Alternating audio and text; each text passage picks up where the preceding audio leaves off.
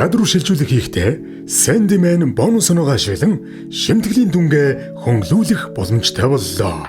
Харилцагч та илгээгцсээс хүлээн авагчийн мэдээллээ сонгоод шилжүүлгийн дүнгээ оруулж тооцоолон илгээгт овчийг дарна. Дараа нь зориулалтын мэдээллийг оруулсны дараа шилжүүлгийн мэдээллээ сайтар нэгтлээд илгээгт овчийг дарна. Үүний дараа оноо зарцуулах цонх гарч ирэх бөгөөд та энэ хэсэгт шимтгэлээ хасуулахад зарцуулах оноогоо оруулна. Таны нэг оноо нэг төгрөгтэй тэнцэх бөгөөд харилцагч та шимтгэлээ 100% хүртэл хөнгөлүүлэх боломжтой юм. Эцсийн алхам буюу харилцагч та гүйлгээний нууц кодоо оруулан гүйлгээгээ хийнэ.